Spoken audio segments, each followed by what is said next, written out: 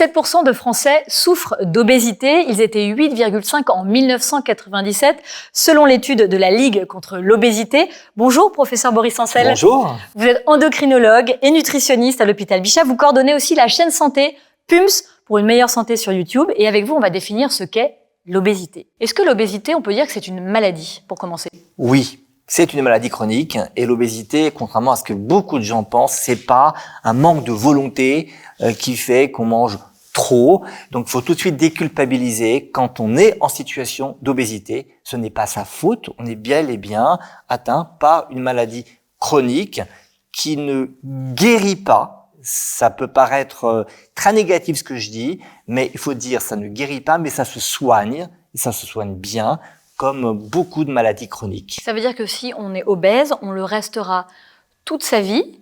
C'est une terminologie médicale, mais on peut se sentir beaucoup mieux. On peut se sentir beaucoup mieux, on peut se soigner. C'est-à-dire que le fond de la maladie, généralement, reste là. En revanche, on peut soigner, on peut perdre du poids, on peut limiter, réduire, voire faire disparaître les problèmes de santé liés à l'obésité, mais on doit garder à l'esprit que c'est une maladie chronique. Ça veut dire quoi une maladie chronique et pourquoi l'obésité est une maladie chronique? Il faut distinguer en médecine maladie chronique, maladie aiguë. Maladie aiguë, vous faites une infection urinaire, une appendicite, vous allez être soigné par des antibiotiques, vous allez être opéré, puis c'est terminé. Une maladie chronique, c'est une maladie qui évolue dans le temps, qui peut s'aggraver si on ne fait rien, et qui généralement peut se mettre en rémission, mais qui généralement ne guérit pas. Ça dépend des cas bien évidemment, mais c'est ce message qu'il faut retenir. On ne guérit pas d'hypertension artérielle, on ne guérit pas de diabète, on ne guérit pas d'épilepsie, on ne guérit pas d'obésité. En revanche, je le répète, on peut vivre avec, on peut se soigner et on peut masquer l'essentiel des problèmes qui sont liés à cette maladie. Quelle est la différence entre obésité et surpoids? C'est une question de degré. C'est-à-dire que l'obésité et le surpoids sont définis par un excès de masse grasse qui peut nuire à la santé. C'est très important ces deux notions. Excès de masse grasse et des conséquences pour la santé. Ça, c'est le premier point. Ensuite, si vous avez un petit excès de masse grasse avec éventuellement de petits problèmes de santé, ça s'appelle un surpoids.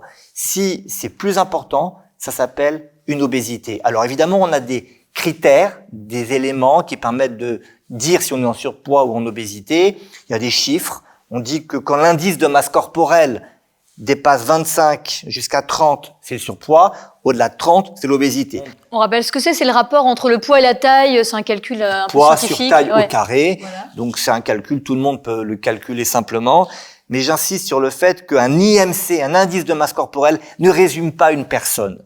C'est un indicateur pour dire « Ah, on est probablement dans cette situation de surpoids ou dans cette situation d'obésité, mais il faut pas s'arrêter là et il faut surtout pas se mettre dans une catégorie de gens. Il faut aller plus loin avec son médecin. Pourquoi? Parce que vous avez remarqué en tant qu'endocrinologue et nutritionniste que certaines personnes qui souffrent d'obésité sont comme ça vissées sur cet IMC ou peut-être certains médecins aussi. On est trop vissé sur cet IMC. Il faut comprendre que l'indice de masse corporelle, c'est un critère de dépistage pour dire cette personne, elle a peut-être un excès de masse grasse qui peut nuire à la santé. Mais en réalité, on a des gens qui ont un IMC élevé et qui n'ont pas de problème de santé. Et l'obésité, le surpoids, c'est pas une question esthétique, c'est pas une question vous avez un IMC élevé, vous êtes très malade ou vous êtes très moche.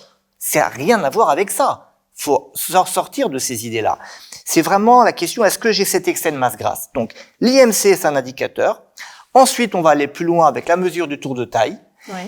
Qui permet de distinguer des graisses qui sont généralement un peu plus nocives pour la santé, celles qui sont au niveau de l'abdomen, de celles qui sont dans la partie basse du corps. Et puis, on va avoir des éléments supplémentaires de prise de sang, de mesure de pression artérielle, et c'est avec tout ça, et encore d'autres éléments, qu'on va dire si oui ou non, il y a la maladie. Mais on peut avoir un IMC à 26, 27, voire 30, et être en parfaite santé. La question qui se pose aussi, c'est qui consulter? D'abord son médecin traitant, son médecin généraliste. C'est vrai que pendant les études de médecine, on apprend, dans le passé en tout cas, on apprenait très peu tout cela. De plus en plus, heureusement, on enseigne davantage la nutrition, on enseigne davantage l'obésité. Il y a maintenant des textes de référence de la Haute Autorité de Santé qui sont très précis sur tout cela. Et grâce à cela, eh bien, en voyant son médecin traitant, on peut se faire évaluer correctement. Et si nécessaire, il va nous envoyer vers un spécialiste. Merci beaucoup, Merci professeur à vous. Boris Ancel.